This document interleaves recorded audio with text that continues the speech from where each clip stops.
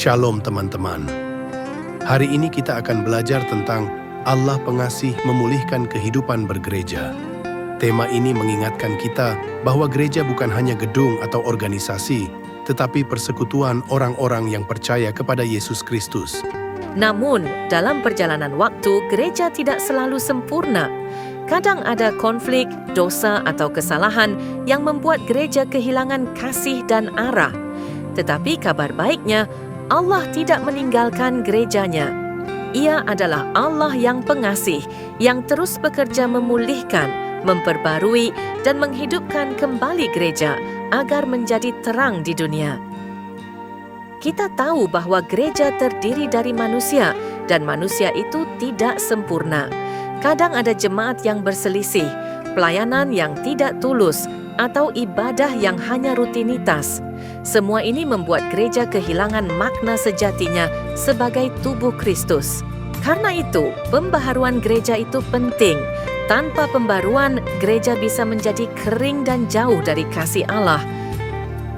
Efesus 5:25-27 berkata, "Hai suami, kasihilah istrimu sebagaimana Kristus telah mengasihi jemaat dan telah menyerahkan dirinya baginya untuk menguduskannya, sesudah ia menyucikannya dengan memandikannya dengan air dan firman, supaya dengan demikian ia menempatkan jemaat di hadapan dirinya dengan cemerlang tanpa cacat atau kerut, atau yang serupa itu, tetapi supaya jemaat kudus dan tidak bercela." Itulah tanda bahwa pembaharuan gereja adalah wujud kasih Allah. Nah, bagaimana cara Allah bekerja memperbaharui gerejanya? Ini dia caranya. Pertama, melalui firman Tuhan. Firman itu bagaikan cermin yang menunjukkan kesalahan kita dan menuntun kita kembali ke jalan yang benar. Kedua, melalui Roh Kudus. Roh Kudus memberi kekuatan dan semangat baru agar umat berani bertobat dan melayani dengan tulus. Tanpa Roh Kudus, gereja hanya akan menjadi organisasi kosong tanpa kuasa. Ketiga, melalui para pemimpin dan hamba Tuhan, seperti para rasul, gembala, atau reformator gereja. Contohnya Martin Luther yang dipakai Allah untuk menegur dan menuntun gereja kembali ke firman. Keempat, melalui umat yang mau diperbaharui. Allah bisa memakai siapa saja, bukan hanya pendeta atau pelayan gereja, tapi juga kita semua. Kalau setiap anggota mau berubah, gereja pun akan berubah dari dalam. Dan kadang, Allah memakai tantangan dan krisis untuk membuka mata gereja. Masalah bisa menjadi jalan bagi kebangunan rohani, agar kita kembali mengandalkan Tuhan. Sepanjang sejarah, Allah selalu memakai baik laki-laki maupun perempuan untuk memperbaharui umatnya. Dalam Perjanjian Lama, ada Musa yang memimpin Israel keluar dari perbudakan Mesir. Ada Ester yang berani menyelamatkan bangsanya karena iman. Pada Perjanjian Baru, ada Paulus dan Petrus yang membangun gereja mula-mula. Ada Maria Magdalena yang menjadi saksi pertama kebangkitan Kristus. Dalam sejarah gereja, ada Martin Luther, tokoh reformasi yang menuntun gereja kembali pada Alkitab. Ada Katharina von Bora, istrinya, yang menunjukkan pentingnya peran perempuan dalam pelayanan.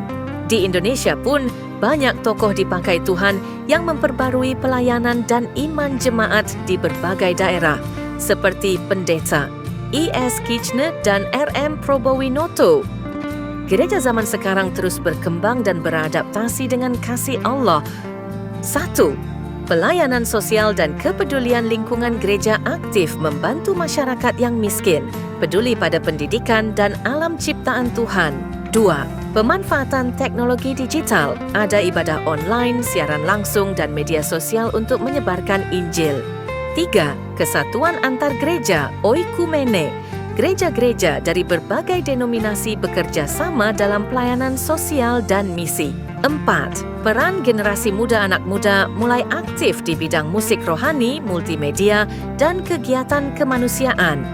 5. Pembaharuan spiritualitas ibadah tidak lagi sekadar tradisi, tapi perjumpaan pribadi dengan Allah. Sekarang mari kita merenung, jika Allah memulihkan gerejanya, apa peranku di dalamnya? Apakah aku sudah menjadi pribadi yang membawa kasih dan kesatuan? Apakah aku mau dipakai Tuhan untuk memperbaharui gerejaku? Apakah aku siap berubah supaya gerejaku juga berubah? Pemulihan gereja dimulai dari hati kita sendiri. Kalau hati umat diperbarui, gereja pun akan hidup kembali. Teman-teman, kita belajar bahwa Allah adalah Allah pengasih. Ia tidak meninggalkan gerejanya, tetapi terus memperbaruinya melalui firman, Roh Kudus, dan umatnya. Karena itu, marilah kita menjadi bagian dari pembaharuan itu. Jangan hanya menonton, tapi ambil bagian untuk membangun gereja yang hidup, kudus, dan penuh kasih.